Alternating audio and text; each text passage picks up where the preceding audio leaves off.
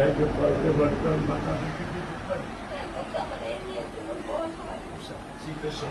Sir আপনি আজকে আমার কাছে আসছেন, আমি নিজে স্যার দিয়েছিলাম, কিন্তু আমার সৌভাগ্য আমার মেয়ে একটা বাচ্চাও স্যার মারা গিয়েছিলেন। আপনার মনে হয় স্যার হয়তো বা স্মরণ আছে। ভালোবাসা আর ঋণের কাছে স্যার আমরা ঋণী, কিন্তু স্যার আমার মারা যাওয়ার পরেও আমার আম্মার যে কষ্টটা দেখেছি তা আপনার কিছুটা আমি বুঝতে পারি। আমি এতটুকু আপনাদেরকে বলার জন্য আজকে এখানে এসেছি যে এটা বিচারিক ছিল। আমি তো অনেক কথা বলতে পারি, দুটো কথা আমি বলতে চাই। ইনশাল্লাহ এতটুকু বিশ্বাস রাখেন যে আল্লাহ বিচার করবে, বিচার আপনারাই দেখবেন। আর এখানে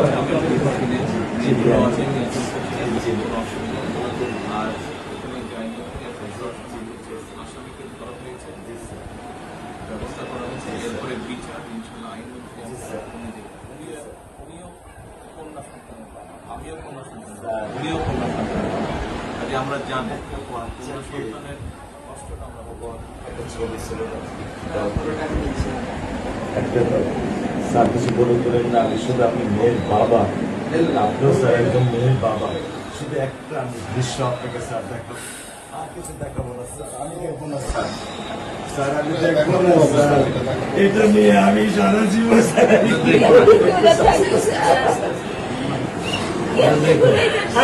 করে দেবো সারা জীবন এই দৃশ্য।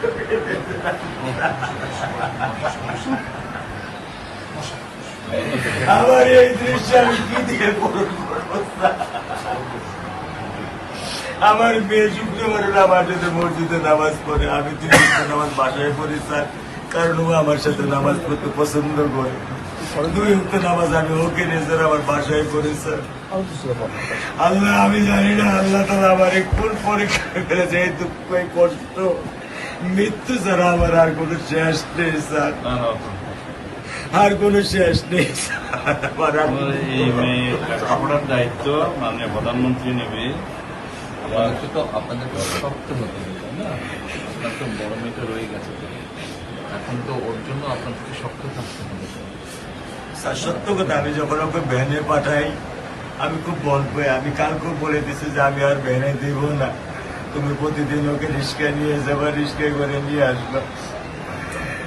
আমি ক্লান্ত স্যার, 10 বছর বয়স থেকে স্যার অবহেলা পেতে পেতে পেতে পেতে স্যার আমি আর নিতে পারতেছি না স্যার। আল্লাহ আমার ভাগ্যে দিচ্ছে, আমি কি করবো কি করবো? ঘরের ব্যবস্থা বলেছেন, মেয়ের লেখাপড়া হবে, ধৈর্য ধরো, ইনশাল্লাহ বিচার হবে খুব সংক্ষিপ্ত সময়। কারণ এর চাইতে বেশি বলতে পারবো না, কারণ আদালতের বিষয় তো। আমরা চার্জশিট দেবো ইনশাল্লাহ এই 24 ঘন্টার মধ্যে। আমি সত্য কথা বলি, আমার 55 বছর বয়সে আমি এত দ্রুত, এত সুন্দর, এত সুচারুভাবে আমি কখনো দেখিনি।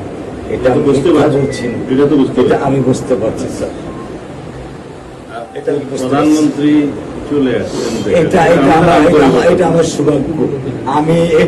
আমি সত্যিকার ভাবে স্যার আমি বলি, আমি এটা স্যার প্রত্যাশা করিনি যে আপনার মতো মানুষ আমার এই 10,000 টাকার একটা ফ্ল্যাটে স্যার আপনি পা রাখবেন, কিন্তু এই বিশ্বাস ছিল যে আপনি আর 10 জন না।